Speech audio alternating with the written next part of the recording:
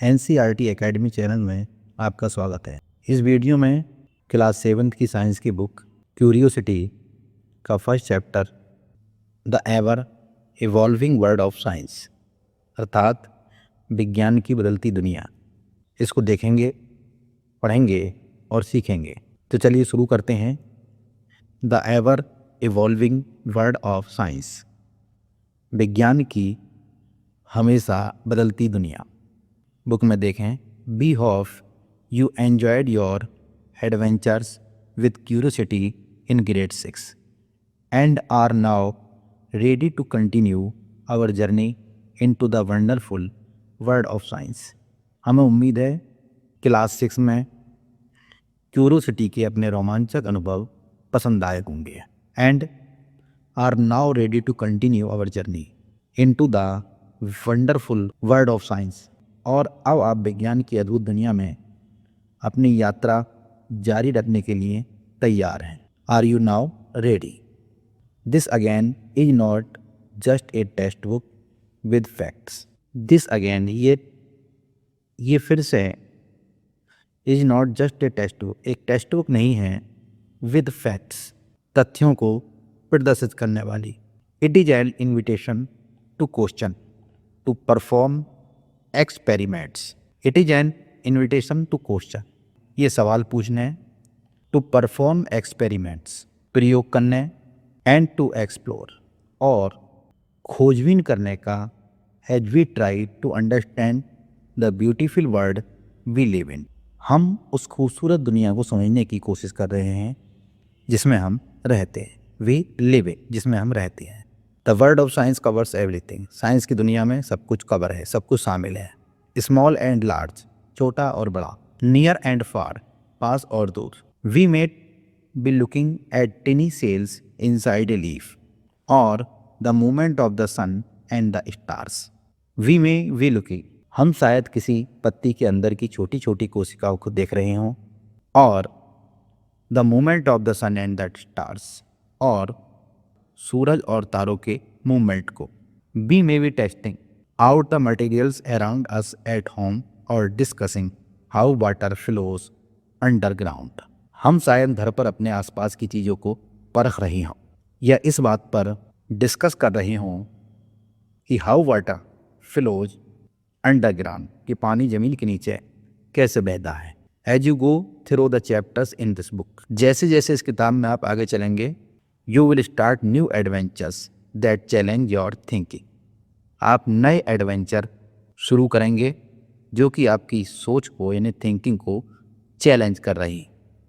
Expand you knowledge and help you become and explorer, making small discovers your for your self. Expand your knowledge, अपनी knowledge को expand करने में, and help you become, और help करेंगे आपको होने में, एन एक्सप्लोरर, एक्सप्लोरर होने में हेल्प करेंगे, making small discover for yourself, जिससे आप छोटी छोटी चीज़ें खोज पाएंगे।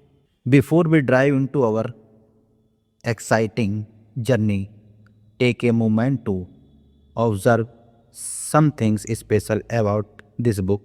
Look at the page numbers. Before we dive into our exciting journey, इससे पहले कि हम अपनी एक्साइटिंग जर्नी शुरू करें, take a moment to observe something special about this book, इस किताब की, इस बुक की एक खास बात पर ध्यान देने के लिए थोड़ा समय निकाला है। Look at the page numbers, page number को देखें। They follow the play flight of A butterfly, way follow करते हैं playful flight of A, they follow the playful flight of A butterfly, एक जो बटरफ्लाई है उसकी प्लेफुल फ्लाइट को follow करते हैं। And the soaring of a paper plane, और एक कागज़ की हवाई जहाज़ की उड़ान। Just a butterfly flutters freely, एक बटरफ्लाई जो है आज़ादी से, फ्रीली यानी फ्रीली, आज़ादी से, फ्लूटर्स फड़फड़ाती है। And a paper plane flies into the sky, और एक पेपर प्लेन जो है वो फ्लाई करता है आकाश में, स्काई में। Learning takes flight when curiosity leads the way. Did you know, क्या आप जानते हैं, that something as simple as simple as a paper plane inspired real scientific exploration of flight. क्या आप जानते हैं कि कागज़ के पेपर नहीं, यानी कागज़ के जो हवाई जहाज हैं वो जैसी एक साधारण चीज़ नहीं, जो उड़ान जैसी वैज्ञानिक खोजों को प्रेरित किया था। From early inventors studying bird wings to modern engineers designing aircraft, यानी जो वर्ड के विंग्स हैं उन्हें ही देखकर इंजीनियर ने डिज़ाइन किया था aircraft. The dream of flying started with simple observation and experiment. जो उड़ने का सपना था, ड्रीम ऑफ फ्लाइंग, वो इन्हीं चीज़ों का ऑब्जर्व कर कर और इन्हीं एक्सपेरिमेंट को यूज कर कर वो फ्लाइंग का सपना पूरा हुआ। So as you turn each page, जैसे जैसे आप हर पेज को टर्न करेंगे, let your imagination take flight, अपनी इमेजिनेशन को यानी कल्पनाओं को उड़ान भरने दें। एक्सप्लोरिंग न्यू आइडियाज़, नए विचारों की खोज करें। डिस्कवरिंग वंडर्स, चमत्कारों को ढूंढें। And reaching for the skies, और आसमान को छूने का प्रयास करें। अब अगले पेज पर चलते हैं, page number 2। Exploration of course is not just about discovering new facts और learning about different things in nature. Exploration, इन खोज का मतलब ऑफ कोर्स निसंदेह, is not just about discovery, सिर्फ नए तथ्यों की, न्यू फैक्ट्स, सिर्फ नए तथ्यों की, न्यू फैक्ट्स को जानना, और learning about different things in nature, या नेचर की अलग अलग चीज़ों के बारे में सीखना नहीं है। Science as we said in grade 6, जैसा कि हमने ग्रेड 6 में कहा था, इज ए प्रोसेस, ये एक प्रक्रिया है। So it is about A way of thinking that welcome curiosity, ये सोचने का एक ऐसा तरीका है जो जिज्ञासा का यानी क्यूरोसिटी का वेलकम करता है, स्वागत करता है। आस्क क्वेश्चन, सवाल पूछता है। And is open to the unknown, और अनजान चीज़ों के लिए ओपन रहता है, खुला रहता है। In grade 7 we will try to ask deeper question, class 7 में हम और अधिक गहरे क्वेश्चंस को पूछने की कोशिश करेंगे। How do things work, things कैसे वर्क करती हैं। Why do events happen the way they do, घटनाएं, इवेंट्स जिस तरह घटित होती हैं वैसी ही क्यों होती हैं। द वे दे डू, वैसी ही क्यों होती हैं। And what can we learn from the patterns that we see in nature, nature में जो पैटर्न दिखाई देते हैं उन पैटर्न से हम क्या सीख सकते हैं। टू डू दिस, ऐसा करने के लिए we have to step out of this book, हमें इस किताब से बाहर निकलना पड़ेगा। Step out of the classroom perhaps and experience the world through activities and experiments, शायद कक्षा से ही बाहर निकलना पड़े और एक्सपेरिमेंट और एक्टिविटी के माध्यम से दुनिया का अनुभव करना पड़ेगा। These are experiences that we hope will not just be interesting of exciting but also serve as stepping stones to a deeper understanding of the environment we live in and of our place on this planet. These are experiences that we hope, in experience से हम ये उम्मीद कर सकते हैं, will not be just be interesting or exciting but also serve as stepping stones to a deeper understanding of the environment we live in and of our place on this planet. हमें उम्मीद है कि ये अनुभव न सिर्फ दिलचस्प और रोमांचक होंगे बल्कि उस पर्यावरण को और गहराई से समझने में मददगार साबित होंगे जिस प्लानेट में हम रहते हैं, और उस प्लानेट में हमारी क्या जगह है ये जानने में हमारी मदद करेंगी। We believe that this will also help you to see science as an ongoing process of discovery. हमारा मानना है, हमारा बिलीव करना है, इससे आपको साइंस की खोज की एक लगातार चलने वाली प्रक्रिया के तौर पर देखने में भी हेल्प मिलेगी। And not just about discovery alone but also about responsibility। ये सिर्फ खोज के बारे में ही नहीं बल्कि जो हमारी रेस्पॉन्सिबिलिटी है उसके बारे में भी है। As young science explorers, science के जो यंग एक्सप्लोरर हैं, यू विल सून, आप जल्दी ही, हाउ ह्यूमन एक्टिविटीज, इंसानी गतिविधियाँ, are linked to what happens in the natural world. You will soon see how human, आप जल्दी ही देखेंगे कि ह्यूमन एक्टिविटी किस तरीके से लिंक हैं to natural world. Natural world में जो घटनाएं होती हैं उनसे ह्यूमन एक्टिविटी किस तरीके से लिंक हैं, ये आप देखेंगे। And are connected to the society we live in, और जो समाज में हम रहते हैं उसका इन घटनाओं से क्या संबंध है। You will see, we hope also see the role that science can play in addressing environmental challenge and help in creating a more sustainable world. You will be hope, हमें उम्मीद है कि आप देखेंगे कि एनवायरनमेंट से जुड़ी चुनौतियों का सामना करने में साइंस क्या रोल निभा सकता है। And help in creating a more sustainable world, और एक ज़्यादा टिकाऊ दुनिया बनाने में कैसे मदद कर सकता है। But let's get back into this book for now, लेकिन अभी के लिए चलिए वापस किताब पर आते हैं। You will read about topics in different fields of science, from physics and chemistry to biology and earth sciences. आप साइंस के अलग अलग क्षेत्रों के विषयों में पढ़ेंगे, फिजिक्स और केमिस्ट्री से लेकर बायोलॉजी और अर्थ साइंस तक, यानी पृथ्वी विज्ञान तक।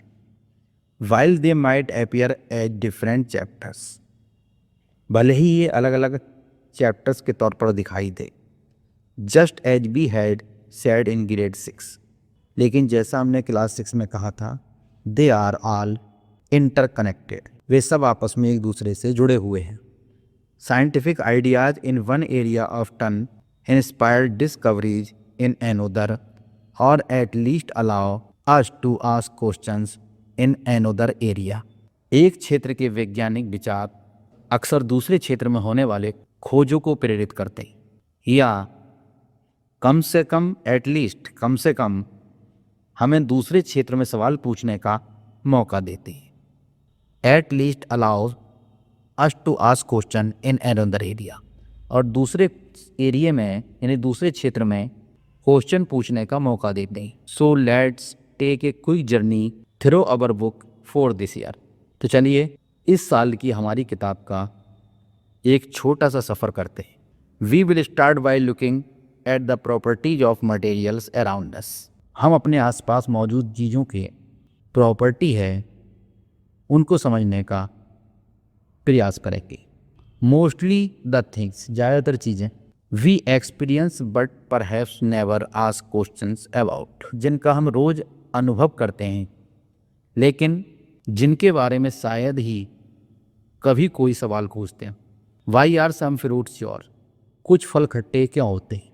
वाट happens when we wash a haldi stain on our school uniform, जब हम अपनी यूनिफॉर्म पर लगे हल्दी के दाग को धोते हैं तो क्या होता है। वाट हैपन्स, क्या होता है जब हम हल्दी के लगे दाग को अपनी यूनिफॉर्म से धोते हैं। अब चलिए अगले पेज पर चलते हैं। Be then move on and play with some electric batteries, lamp and wires to try to find other kinds of properties of materials. इसके बाद हम आप मूव ऑन, आगे बढ़ते हैं, एंड प्ले, और देखते हैं या खेलते हैं सम इलेक्ट्रिक बैटरी, कुछ इलेक्ट्रिक बैटरियों से, लैंपों और वायर से। To try to find other kinds of property of material, try करते हैं मटेरियल्स की प्रॉपर्टी के बारे में। What kind of materials do we need to make a lamp glow, किस मटेरियल की ज़रूरत पड़ती है हमें लैंप को जलाने के लिए, यानी किसी लैंप को जलाने के लिए हमें किस तरह के मटेरियल्स की ज़रूरत पड़ती है। This will lead us classifying materials based on their properties, इससे हम पदार्थों को उनकी प्रॉपर्टी के आधार पर क्लासीफाइंग करना सीखेंगे, यानी वर्गीकृत करना सीखेंगे।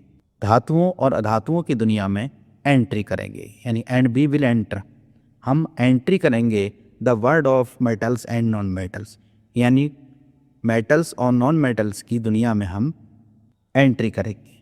We know from our experience, हम अपने एक्सपीरियंस से जानते हैं that a torch battery runs out eventually, कि टॉर्च की बैटरी आखिरकार ख़त्म हो जाती है। And can not be use, यदि हम टॉर्च को जलाएं तो उसकी बैटरी ख़त्म हो जाती है। And can not be use again, और इस बैटरी का यूज हम दोबारा नहीं कर सकते।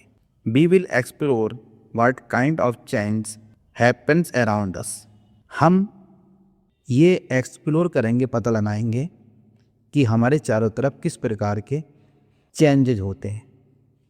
सम changes can be reversed and others can not be reversed, कुछ चेंज ऐसे होते हैं जो रिवर्स हो जाते हैं और कुछ ऐसे होते हैं जो रिवर्स नहीं हो सकते। तो देखते हैं, इनको आगे चलते हैं। बैटरीज रन आउट, बैटरियाँ ख़त्म हो जाती हैं। Ice melts into water, ice जो है वो पानी में मेल्ट हो जाता है। फ्रूट्स रिपेन, फल पक जाते हैं। रॉक्स ब्रेक इनटू पेबलेस, चट्टानें कंकड़ बन जाती हैं, चट्टानें ब्रेक्स होकर कंकड़ बन जाती है। What kind of changes are these, ये किस तरह के बदलाव हैं। Some of these happen or happen faster when things are heated, इनमें से कुछ चेंजेस बहुत तेज़ी से होते हैं, जबकि व्हेन थिंग्स आर हीटेड, जब उन चीज़ों को गर्म किया जाता है। We will look at how heat flows, हम ये देखेंगे कि हीट का फ्लो कैसे होता है। Whether it is the melting of an ice cube in a glass, एक आइस क्यूब का एक गिलास में मेल्ट होना, और the melting of A glacier, glacier का मेल्टिंग होना। Water is of course everywhere, आप जानते हैं वाटर एवरीवेयर यानी हर जगह पर मौजूद है। And with the heat from the sun it evaporates from the seas and falls as rains, perhaps trickling down into the ground somewhere far away, आप जानते हैं वाटर हर जगह मौजूद है, जो सन की हीट से ये समुद्रों से भाप बनकर उड़ता है और फिर बारिश के रूप में बरसता है। परहैप्स ट्रिकलिंग डाउन, जो बहुत दूर जाकर इनटू द ग्राउंड, जमीन में रिस कर चला जाता है। However it is not just changes in materials around us that we see, और the hidden changes in water that we do not see. However, लेकिन इट इज नॉट जस्ट, ऐसा नहीं है, just changes in materials around us that we see, कि हम सिर्फ अपने आसपास की चीज़ों में होने वाले बदलाव और the hidden changes in water that we do not see, या पानी में होने वाले उन छिपे हुए बदलावों को देखते हैं जो हमें दिखाई नहीं देते। As we are growing our bodies are changing as well, as we are growing, जैसे जैसे हम बड़े होते हैं हमारी बॉडी में भी बहुत सारे परिवर्तन होने लगते हैं। Specially around the middle school years our bodies are changing rapidly, specially जब हम मिडिल स्कूल में जाते हैं तो हमारी जो बॉडी है उसमें बहुत तेज़ी से परिवर्तन होते हैं, यानी मिडिल स्कूल के दिनों में हमारी बॉडी में बहुत तेज़ी से परिवर्तन होते हैं। वाई, क्यों? Not just us humans, there are life process that are essential to all animals for their survival, जीवन के लिए मनुष्य में ही नहीं बल्कि जानवरों में भी ये जैविक परिवर्तन जो हैं ये जानवरों में भी होते हैं। टू ग्रो, बढ़ने के लिए या शारीरिक वृद्धि के लिए, we have to eat and breathe, हम भोजन लेते हैं और सांस लेते हैं, यानी शरीर को बढ़ाने के लिए, शारीरिक वृद्धि के लिए हमें भोजन और सांस की आवश्यकता होती है। Blood has to circulate the nutrients from the food all over the body, जो ब्लड है वो हमारे शरीर में वो भोजन से न्यूट्रिएंट्स लेकर हमारी जो बॉडी होती है उस बॉडी में सर्कुलेट करता है। And so on but by animals alone, लेकिन ऐसा केवल जीव जंतुओं में ही होता है।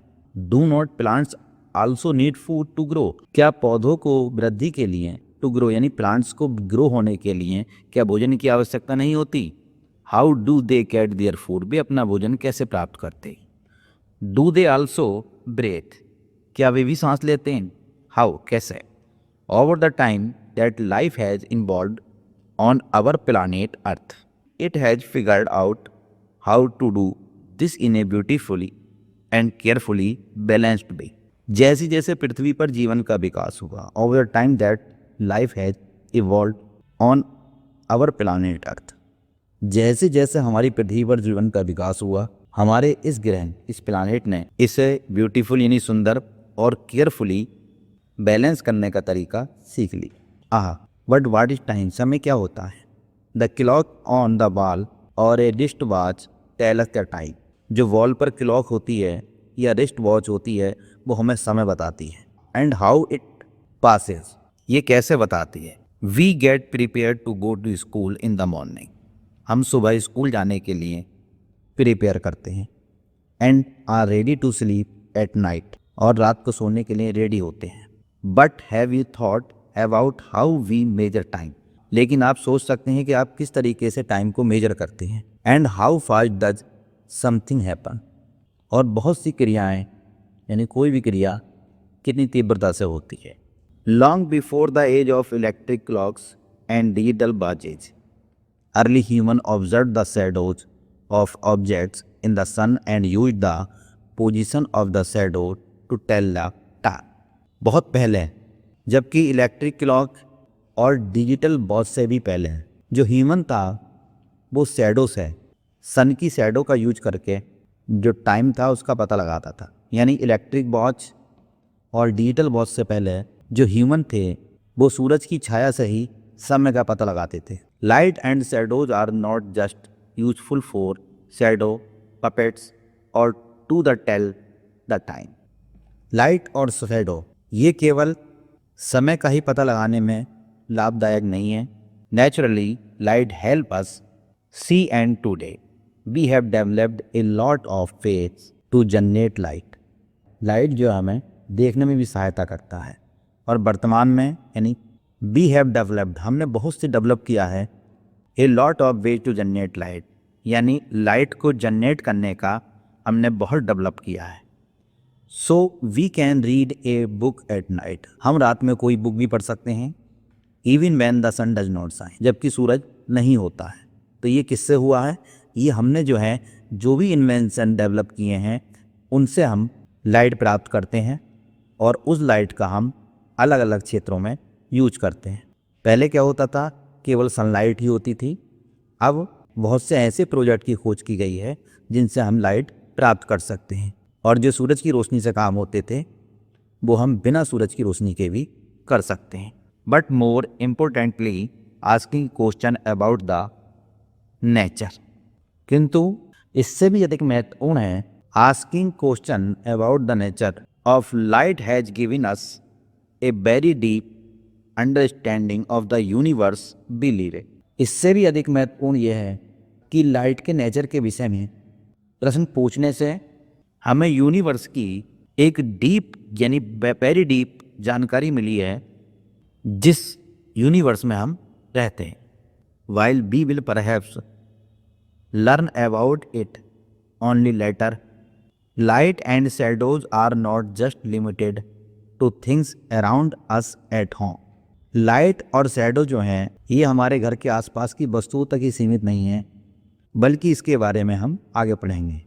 ये जो दो पिक्चर दे रखी हैं, इसमें जो फर्स्ट पिक्चर है ये एक्लिप्स को, सोलर एक्लिप्स को शो कर रही है, और जो ये सेकंड पिक्चर है ये पृथ्वी है यानी अर्थ, और इस पर जो ये सनलाइट पड़ रही है ये उसको प्रदर्शित कर रही है।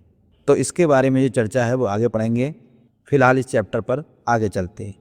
Even the earth and the moon can cast shadows leading to the fascinating phenomena of eclipse। यानी अर्थ और मून जो हैं यानी इनकी भी शैडो बनती हैं, जिससे एक्लिप्स जैसी जो है कोई फिनोमेना घटित होती है। यानी अर्थ और मून ये जो हैं इनकी भी शैडो बनती है जब कोई एक्लिप्स की फिनोमेना होती है। अब एक्लिप्स क्या है? एक्लिप्स आपने ग्रहण के बारे में पढ़ा होगा, सूर्य ग्रहण और चंद्र ग्रहण। सूर्य ग्रहण को सोलर एक्लिप्स कहते हैं और चंद्र ग्रहण को ल्यूनर एक्लिप्स कहते हैं। तो सूर्य ग्रहण और चंद्र ग्रहण की जो घटनाएं हैं इनको हम आगे विस्तार से समझेंगे। इसी बुक में जो सबसे लास्ट में चैप्टर आएगा उस चैप्टर में हम एक्लिप्स को समझेंगे। अब चलिए आगे चलते हैं। And of course we have day and night that depend on receiving light from the sun. जो पृथ्वी पर दिन और रात होते हैं वो जो सन से जो लाइट प्राप्त होती है उससे होते हैं। To understand all of this we need to know how the earth rotates around its axis. जो दिन रात है और जो क्लाइमेट चेंज होते हैं उन सब का जो संबंध है वो पृथ्वी के रोटेट्स से है। यानी जो पृथ्वी है ये रोटेट्स करती है सूर्य के चारों ओर। And the earth around the sea, यानी मून जो है वो अराउंड करता है, चारों तरफ घूमता है पृथ्वी के। And the earth around the sun, और जो पृथ्वी है ये सूर्य के चारों ओर घूमती है, तभी दिन रात होते हैं और मौसम परिवर्तन होते हैं। And the consequences of these movements on life on our beautiful planet, इन सभी का प्रभाव हमारे जीवन पर किस प्रकार पड़ता है। While all this might have your head spinning, think about it. इन सब बातों से आपका जो सर है वो अवश्य ही चकरा जाएगा, फिर भी इन बातों के बारे में आप विचार करें। Is not it is amazing, क्या ये आश्चर्यजनक नहीं है that we humans can wonder about the wonderful world we live in, कि जिस वंडरफुल वर्ल्ड में हम रहते हैं उससे हम अचंभित भी हो सकते हैं। In the chapters that follow you will also make simple observation and do fun experiments and dive into topics that need careful thinking. इसके बाद के चैप्टर में हम ऑब्जर्व करेंगे, कुछ फनी एक्सपेरिमेंट करेंगे और उन टॉपिक्स पर विचार करेंगे जिन पर केयरफुली थिंकिंग यानी केयरफुल विचार करने की आवश्यकता। Each chapter builds on what you already know and encourages you to ask questions, explore, do hands on experiment and think like a scientist. Each chapter, प्रत्येक चैप्टर बिल्ड्स बनाता है on what you already know, जो कुछ भी तुम पहले से जानते हो, and encourages you to ask question, और ये आपको प्रश्न पूछने, explore, do hand on experiments, खोज करने और एक्सपेरिमेंट करने, और थिंक लाइक ए साइंटिस्ट, एक साइंटिस्ट की तरह सोचने में प्रोत्साहित करता है। As you will find out even those experiments that seem to confirm what we think will happen. आप पाएंगे कि जो प्रयोग हमारे विचार से होने वाली घटना की पुष्टि करते प्रतीत होते हैं, might lead to some additional questions, वे भी कुछ एडिशनल क्वेश्चंस को जन्म दे देते हैं, that might need more experiments and more question, और उनके लिए मोर एक्सपेरिमेंट और मोर क्वेश्चन की आवश्यकता हो सकती है। अब देखिए यहाँ पर एक डायग्राम बन रहा है, ये लेज़र लाइट है जो कि इस गिलास पर पड़ रही है। ये एक एक्सपेरिमेंट है। तो जब लेज़र जो है जब वाटर में एंट्री करती है तो उस समय उसकी डायरेक्शन बदल जाती है। तो ये आप आगे पढ़ेंगे, लाइट चैप्टर में आएगा। अब देखिए आगे चलते हैं। हैप्पी एक्सप्लोरिंग, ये एक्टिविटी दे रखी है क्वेश्चन द आंसर, इसको बाद में देखेंगे। इन स्कूल और during test you are usually given questions and expected to find the answers. जब आपके विद्यालय में आपका टेस्ट होता है तो आपको बहुत सारे क्वेश्चन दिए जाते हैं और जिनके उत्तर आप देते हैं। But let's turn that around, हम इस क्रिया को उलट देते हैं, यानी आपसे क्वेश्चन ना पूछ के आपको आंसर दे देते हैं। To think like a scientist it is equally important to ask interesting question, यानी साइंटिस्टों की तरह सोचने के लिए इंटरेस्टिंग क्वेश्चन पूछना भी महत्वपूर्ण है। Great scientist do not just answer questions, जो महान वैज्ञानिक होते हैं वो केवल प्रश्नों का उत्तर ही नहीं देते, दे आस्क अमेजिंग वास, बल्कि वे बहुत ही अमेजिंग पूछते हैं। Remember last year we had said, याद करो कि पिछले साल हमने कहा था, to be a wise person you must be a wise person, एक बुद्धिमान व्यक्ति होने के लिए you must be a wise person, तुमको एक प्रश्न पूछने वाला भी बनना जरूरी है, तभी आप एक वाइज पर्सन बन सकते हैं, एक बुद्धिमान व्यक्ति हो सकते हैं यदि आप प्रश्न पूछते हैं। Look at the answer below, your task is to come up with a curious, creative and fun questions और situation that would lead to these answers. नीचे कुछ आंसर दे रखे हैं, आपको ऐसी परिस्थितियों का निर्माण करना है। Look at the answer below, नीचे दिए गए आंसर देखें, नीचे दिए गए आंसर देखें। आपका काम है, योर टास्क आपका काम है, क्यूरियस, क्रिएटिव और जो फनी क्वेश्चन है या ऐसी सिचुएशन है जिससे ये आंसर मिल सकें, वो आपको करना है। यानी ये काम आपको करना है कि एक अजीब, क्रिएटिव और मज़ेदार सवाल आपको सोचने। There are never any wrong questions, so let your imagination run wild. कोई भी सवाल गलत नहीं होता, इसलिए जो आपकी कल्पना है उसे उड़ान भरने दें। Since such exercises might not be very familiar, here is an example to help you. क्योंकि ऐसी एक्सरसाइज शायद आपको ज़्यादा पता ना हो, इसलिए आपकी हेल्प के लिए यहाँ पर एक एग्जाम्पल है। सपोज, मान लीजिए, the answer was just make it half, बस इसे आधा कर दो। What all could this be a response to. तो सपोज कीजिए कि कोई आंसर है कि इसे आधा कर दो, तो ये किस बात का जवाब हो सकता है? वेल, खैर, it could range from how do we ensure getting equal shares of cake. हम ये कैसे पक्का करें केक का बराबर हिस्सा मिले, इक्वल शेयर ही मिले केक का। To my essay is too long, से लेकर मेरा जो एसे है बहुत लंबा है। और I can not fit this in the envelope, या मैं इसे लिफाफे में नहीं रख सकता। और even I can not dance to such a long song, यहाँ तक कि मैं इतने लंबे गाने पर डांस नहीं कर सकता। ऑल वेरी डिफरेंट, सब बहुत अलग है। So let's see what kind of creative questions you can ask. तो आइए देखते हैं आप किस तरह के क्रिएटिव सवाल पूछ सकते हैं। तो ये हमारे कुछ क्वेश्चन हैं। तो देखें यहाँ पर ये आंसर ही दे रखा है, इसका हमें क्वेश्चन बनाना है। तो देखिए यहाँ एक आंसर है, just add some milk. Answer की हिंदी है बस थोड़ा दूध मिला लें। तो क्या क्वेश्चन बनना चाहिए इसका? तो यहाँ पर क्वेश्चन बनाए हुए हैं, देखिए मैंने, what should I do if my coffee is too strong. अगर मेरी कॉफ़ी बहुत स्ट्रॉन्ग हो जाए तो मुझे क्या करना चाहिए? तो जस्ट ऐड सम मिल्क। तो ये क्वेश्चन का आंसर है जस्ट ऐड सम मिल्क, इसका हमने क्वेश्चन बना दिया। ये फर्स्ट आंसर था। अभी सेकंड आंसर दे रखा है, बिकॉज द कैट्स टीथ वर क्रोक्ड, क्योंकि बिल्ली के दांत टेढ़े थे। तो इसका क्वेश्चन बनेगा, why did my cat have trouble chewing its food. मेरी बिल्ली को खाना चबाने में परेशानी क्यों होती थी? तो आंसर निकल आया, बिकॉज द कैट्स टीथ वर क्रोक्ड, क्योंकि बिल्ली के दांत टेढ़े थे। अब देखिए थर्ड आंसर है, don't panic I have my towel. घबराओ मत, मेरे पास तौलिया है।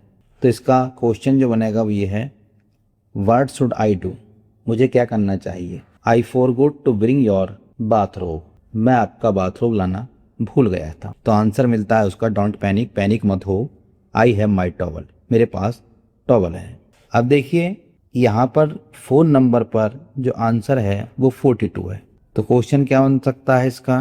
देखिए बहुत सारे क्वेश्चन इनके आंसरों के बन सकते हैं, पर जो सटीक थे वो मैं दे चुका हूँ। तो यहाँ पर इसका क्वेश्चन बनाएंगे, if a box contains 6 sets of books.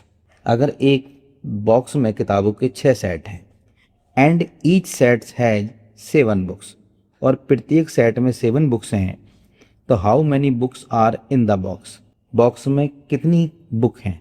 तो आप जानते हैं इसको कैसे हल कर सकते हैं। टोटल सेट जो हैं वो सेट कितने हैं? 6, और एक सेट में 7 बुक हैं। टोटल जो बुक निकालेंगे वो निकालेंगे 6 × 7, यानी 6 × 7 = 42। तो इस तरीके से ये इसका यहाँ पर आंसर आ गया।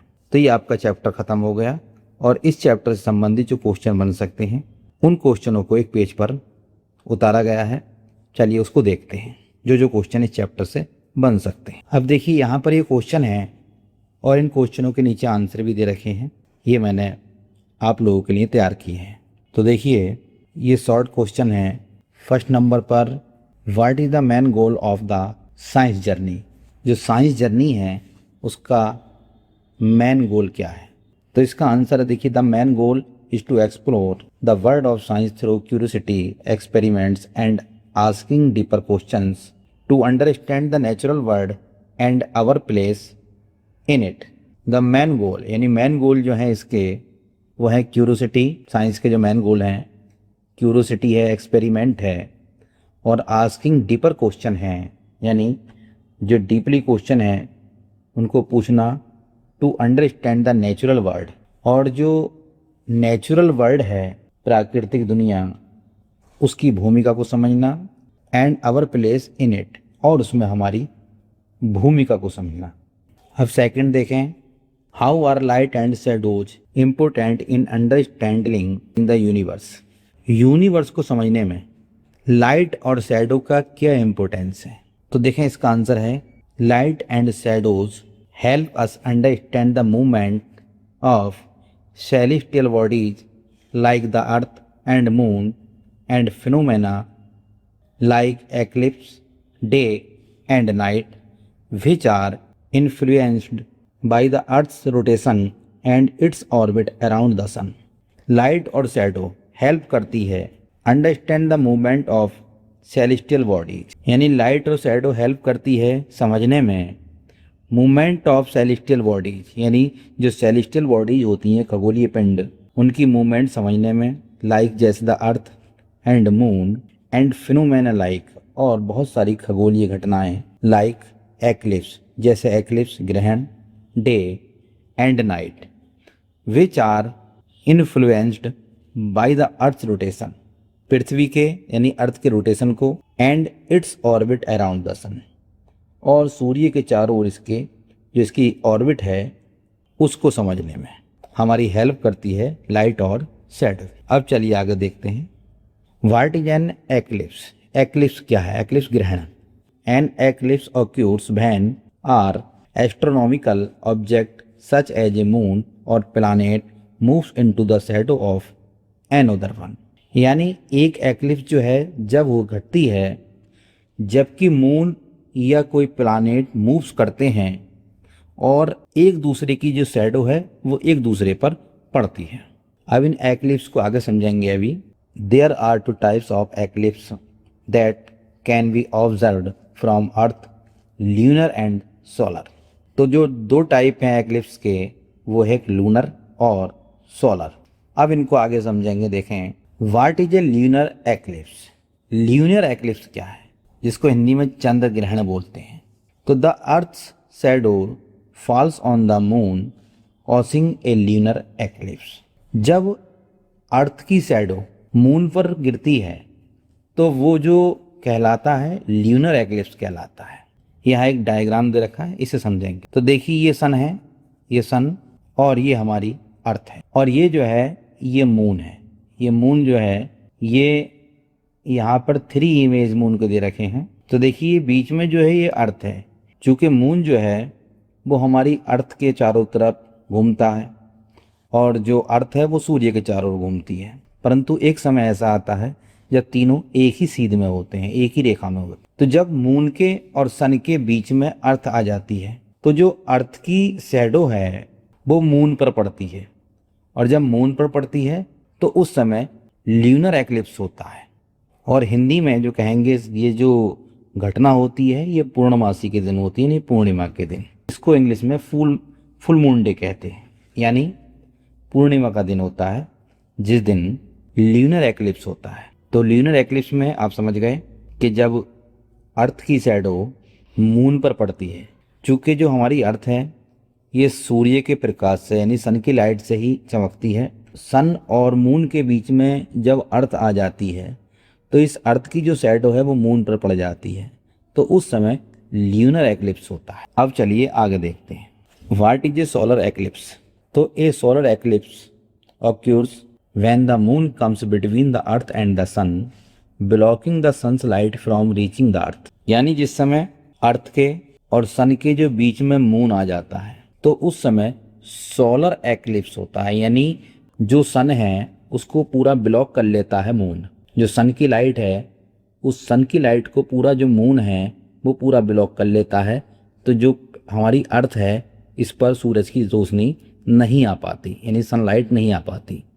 तो ये जो फिनोमेना होती है इसको हम सोलर एक्लिप्स बोलते हैं। और ये जो होती है हिंदी में कहेंगे अमावस्या के दिन, और इंग्लिश में न्यू मून या न्यू मून डे कहेंगे। तो इस दिन जो सन है, मून है और अर्थ हैं, ये तीनों एक ही लाइन में होते हैं इस तरीके से। ये सन, ये मून और ये हमारी अर्थ हो गई। और इस मून ने जो है रे हैं, यानी सन की जो लाइट है उसको पूरी तरीके से रोक लिया, और ये लाइट जो है पृथ्वी पर नहीं पड़ पाती है, यानी ब्लॉक कर लेता है मून पूरी लाइट को। तो ये कहलाती है, जो घटना कहलाती है, ये कहलाती है सोलर एक्लिप्स। और ये किस दिन होती है? ये न्यू मून डे होती है, यानी अमावस्या के दिन। अब चलिए आगे देखते हैं। तो देखिए यहाँ पर छोटे छोटे क्वेश्चन हैं, ये इनको देखेंगे।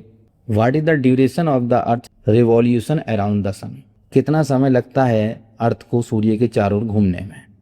तो ये तो हम जानते ही हैं, पूरा 1 साल लगता है, यानी 365 days to complete one trip around the sun. यानी जो अर्थ लेती है वो पूरा 1 ईयर यानी 365 डेज लेती है सूरज के चारों ओर घूमने पर। तो देखिए ये सन है, यहाँ पर ये डायग्राम में दिखाया भी है, सन है, और जो पृथ्वी है इस तरीके से ये सूर्य के चारों ओर घूमती रहती है। अब ये पूरा एक जब चक्कर लगा लेती है तो ये पूरे जो चक्कर लगाती है 1 साल में लगाती है, यानी 365 दिन में। ये इसकी ऑर्बिट है। अब यहाँ पर देखेंगे कि जो अर्थ है, ये जो अर्थ सूर्य के चारों ओर जो घूमती है, तो सबसे पहले तो एक ध्यान दें कि देखिए ये अर्थ है ये, और ये झुकी हुई है, थोड़ा सा इसका झुकाव है ये इस तरीके से, और ये अपनी एक्स से जो है एक्सिस से 23.5 डिग्री झुकी हुई है। तो देखिए इस फिगर में आप एक चीज़ देख सकते हैं, यहाँ से अर्थ सूर्य से दूर है, और जैसे जैसे ये इधर को रोटेट हो रही है, यानी जो इसका रोटेट होने का जो डायरेक्शन है वो है वेस्ट टू ईस्ट। समझ लीजिएगा इसको, वेस्ट टू ईस्ट, यानी इस तरीके से वेस्ट टू ईस्ट ये रोटेट करती है। अब यहाँ पर जो डिस्टेंस है वो काफ़ी दूर है और यहाँ डिस्टेंस काफ़ी करीब है। तो इसकी डिस्टेंस जो है वो होते हैं मौसम प्रभावित, यानी मौसम जो होते हैं वो इसके डिस्टेंस से होते हैं।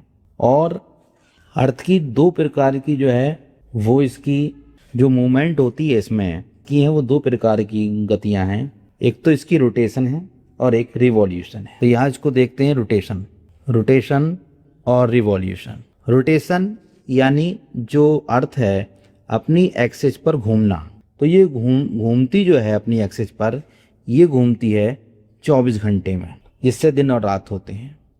और जो रिवॉल्यूशन है ये सूरज के चारों ओर घूमना, यानी ये घूमती है 365 दिन में, यानी एक चक्कर जो लगाती है पूरा वो 365 दिन में लगाती है। तो दिन और रात जो होते हैं वो रोटेशन के कारण होते हैं, और जो मौसम का परिवर्तन होता है वो रिवॉल्यूशन के कारण होता है। तो रोटेशन 24 आवर्स में होता है और रिवॉल्यूशन 365 डेज में होता है। आपने सुना होगा फरवरी किसी महीने 28 दिन की होती है और किसी महीने 29 दिन की होती है। तो यानी पूरा रिवॉल्यूशन जो होता है, जो पृथ्वी सूर्य के चारों ओर घूमती है, वो पूरे 365 में नहीं घूमती, 365 डे और 6 आवर्स में वो चारों ओर सूर्य घूमती है। तो आप एक चीज़ देखें, 365 दिन 6 घंटे में पृथ्वी सूर्य के चारों ओर एक चक्कर लगाती है, और इस तरीके से नेक्स्ट ईयर भी 6 घंटे बढ़ जाएंगे, उससे अगले में भी 6 घंटे बढ़ जाएंगे, फिर अगले में भी 6 घंटे बढ़ जाएंगे। तो इस तरीके से 6 और 6 मिलाकर जो 4 बार 6 और 6 मिलाएंगे तो यहाँ पर 24 आवर्स हो जाएगा। और 24 आवर्स का मतलब होता है 1 डे। जब 1 डे है तो यहाँ पर 365 डेज और 1 इसमें ऐड कर दीजिए तो 366 डेज हो गए। और ये 366 डेज जो हैं यहीं पर जब साल में 366 दिन होते हैं तो उस साल को हम कहते हैं लीप ईयर। और ये लीप ईयर जो है ये हर 4th ईयर में पड़ता है, यानी चौथे साल में। तो हर चौथे साल में जो फरवरी है वो 29 दिन की होती है, यदि कोई बच्चा 29 फरवरी को पैदा होता है तो उसका जो बर्थडे होता है वो हर 4 साल बाद होता है, क्योंकि एक साल 365 दिन और 6 घंटे का होता है। अब 365 दिन और 6 घंटे 6 4 बार मिलाकर 24 घंटे हो जाएगा।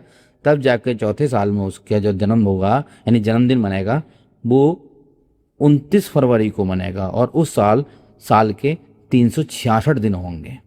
तो इस तरीके से ये लीप वर्ष आपकी समझ में आ गया। और पृथ्वी का जो हमारी अर्थ है उसका रोटेशन और रिवॉल्यूशन समझ में आ गया। रोटेशन 24 आवर्स में जिसमें दिन और रात होते हैं, और रिवॉल्यूशन में क्लाइमेट चेंज होते हैं। जब अर्थ सूर्य से सबसे दूर होती है तो उस समय जो मौसम होता है वो जाड़ों का होता है, और जब सबसे करीब होती है तो वो समय जो होता है वो गर्मी का होता है। चलिए अब आगे देखते हैं। What does the tilt of the earth's axis cause, यानी पृथ्वी के जो अक्ष होता है उसके झुकाव से क्या होता है। टिल्ट मीन्स झुकाव। तो देखें अभी मैंने आपको बताया था ये हमारी अर्थ है और ये इस तरीके से ये अपनी एक्सिस से जो झुकी हुई है ये 23.5 डिग्री झुकी हुई है। जो अर्थ घूमती है वो इस तरीके से रोटेट करती है, अभी बताया था आपको, वेस्ट टू ईस्ट। अब इसके झुके होने से क्या होता है, इसका आंसर है the tilt makes different parts of earth get sunlight differently creating seasons. अब थोड़ा सा इसको समझ लेते हैं। तो देखिए ये सूर्य है और जो ये पृथ्वी की जो एक्सिस है ये इस पृथ्वी को 2 इक्वल पार्ट्स में बांटे हुए हैं। तो यहाँ पर जो सनलाइट पड़ रही है देखें आप, वो इस हिस्से में ज़्यादा पड़ रही है और इस हिस्से में कम पड़ रही है। यहाँ पर सनलाइट ज़्यादा है, जब सनलाइट ज़्यादा है तो यहाँ पर जो है गर्मी का मौसम होगा, और जहाँ पर सनलाइट कम है या ना के बराबर है वहाँ पर विंटर का मौसम होगा। इसी तरीके से जब ये सूर्य के चारों ओर ये घूमती है पृथ्वी, तो ये अपनी जो एक्सिस यानी अक्ष है इसके चारों ओर भी घूमती है। यानी अभी आपको बताया था कि पृथ्वी की जो गतियाँ होती हैं 2 प्रकार की होती हैं, रोटेशन और रिवॉल्यूशन। तो रोटेशन से दिन और रात होते हैं, रिवॉल्यूशन से जो होते हैं क्लाइमेट चेंज होते हैं।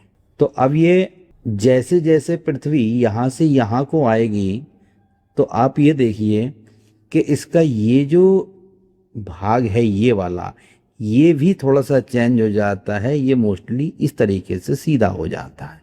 जब ये सीधा हो जाएगा तो जो इसकी जो सूरज की जो रोशनी है वो यहाँ पड़ेगी। तो यहाँ पर हम कहते हैं दिन और रात बराबर। आपने सुना भी होगा 21 मार्च और 23 सितंबर को दिन और रात बराबर बराबर होते हैं। तो यहाँ पर जो है सूर्य की रोशनी सबसे ज़्यादा रहती। जैसे जैसे यहाँ से आगे पृथ्वी बढ़ेगी तो आप देखिए, अभी ये इस इमेज में देख लीजिए कि यहाँ पर जो है, अब देखिए ये इसका एक्सिस है। अब ये इस हिस्से पर ज़्यादा प्रकाश पड़ रहा है और यहाँ पर कम पड़ रहा है। तो इसका मतलब यहाँ पर जो है गर्मी का मौसम आ जाएगा और यहाँ पर जो है सर्दी का मौसम आ जाएगा। अब ये घूमते घूमते यहाँ आ गई, इसी तरीके से ये यहाँ से यहाँ पहुँच जाएगी। तो जो अर्थ है इसका जो अपने एक्सिस की ओर जो झुकाव है उससे क्या होता है, उससे सीजन चेंज होते हैं यानी मौसम बदलती है। अब चलिए अगला देखते हैं। What does water flow in the environment. Environment में वाटर कैसे फ्लो होता है। तो water moves below the ground through soil and rocks. जो वाटर है वो ग्राउंड के नीचे से होता हुआ सॉइल और जो ज़मीन के भीतर चट्टानें हैं उनसे गुजरता है। तो वाटर जो फ्लो होता है वो ग्राउंड में सॉइल और रॉक से होकर जाता है। अब आगे देखें। Do plants also need food to grow. क्या पौधों को भी ग्रो होने के लिए भोजन की ज़रूरत होती है। तो कहेंगे हाँ। कैसे। Plants make their own food using sunlight to grow healthy. पौधे जो हैं वो स्वस्थ रूप से बढ़ने के लिए क्या इस्तेमाल करते हैं, सनलाइट। सनलाइट में वे अपना जो भोजन है वो स्वयं बना लेते हैं। अब अगला देखें। What was the way early humans measure time. जो पहले लोग थे वो समय को कैसे मापते थे। तो इसका आंसर आ जाएगा they use the length and position of shadows to tell the time. वो शैडो का इस्तेमाल करते थे टाइम बताने के लिए। यानी जिस समय जो सन है, मान लीजिए ये सन है और ये एक स्टिक है, ये ज़मीन पर खड़ी हुई है ये, तो यहाँ पर इसकी रोशनी कहीं नहीं जा रही है, तो ये दोपहर का टाइम हो गया। और जैसे जैसे इसकी जो शैडो है, जो इसकी शैडो यानी शैडो कहीं नहीं जा रही है, तो ये दोपहर का टाइम हो गया। और शैडो जैसे जैसे बढ़ती रहेगी वैसे वैसे जो है टाइम परिवर्तित होता रहेगा। तो इसी शैडो के अनुसार वो अपना जो है समय का निर्धारण करते थे। अब चलिए आगे देखते हैं। What is light important for us, जो लाइट है हमारे लिए आवश्यक क्यों है। तो light helps our eyes see things around us, जो लाइट है वो हमारी आइज को ही हेल्प करती है किसी भी वस्तु को देखने के लिए। चारों तरफ जो वस्तुएं हैं उनको देखने के लिए लाइट हेल्प करती है। अब अगला देखेंगे, व्हाट कॉजेज एक्लिप्स। तो एक्लिप्स के जो हैं क्या कॉजेज हैं। तो eclipse happen when one object shadow falls on another. अभी आपको बताया था एक्लिप्स में क्या होता है, एक ऑब्जेक्ट की जो शैडो है वो दूसरे ऑब्जेक्ट पर गिरती है। तो जब एक ऑब्जेक्ट की शैडो दूसरे ऑब्जेक्ट पर कम से कम गिरती है तो वहां पर पार्शियल एक्लिप्स होता है। आगे देखें, how does the earth rotate to cause day and night. जो डे और नाइट होता है वो किससे होता है, किस कारण होता है। तो अर्थ स्पिन्स अराउंड इट्स एक्सिस, जो अर्थ है वो चारों ओर अपनी अक्ष के घूमती है, मेकिंग डे एट नाइट, उससे जो है दिन और रात होता है। अब आगे देखें, how does the earth movement around the sun affect us. तो जो अर्थ है वो सूर्य के चारों ओर जो घूमती है तो उससे क्या प्रभाव पड़ता है। तो earth moves around the sun the tilt causes different season. तो यानी जब अर्थ जो है वो सूर्य के चारों ओर घूमती है तो उससे जो है क्लाइमेट चेंज होते हैं, यानी सीजन चेंज होते हैं। चलिए आगे देखते हैं, what happens during a solar eclipse. क्या हैपेंस होता है जब सोलर एक्लिप्स होता है। तो the moon blocks the sun's light. जो मून है, ये मून, ये सन और ये अर्थ, ये मून, ये सन। तो जब मून जो है इस सूरज की जो रोशनी होती है इसको पूरा छुपा लेता है, यानी पृथ्वी पर नहीं पड़ने देता है, तो वहाँ पर सोलर एक्लिप्स होता है। तो इस चैप्टर से संबंधित कुछ क्वेश्चन आंसर हम आपको करा चुके हैं। आपका फर्स्ट चैप्टर खत्म हो गया। अब नेक्स्ट वीडियो में साइंस का अगला चैप्टर शुरू करेंगे। अगर वीडियो पसंद आई हो तो कमेंट करके ज़रूर बताएं, हमें आपके कमेंट का इंतजार रहेगा। धन्यवाद।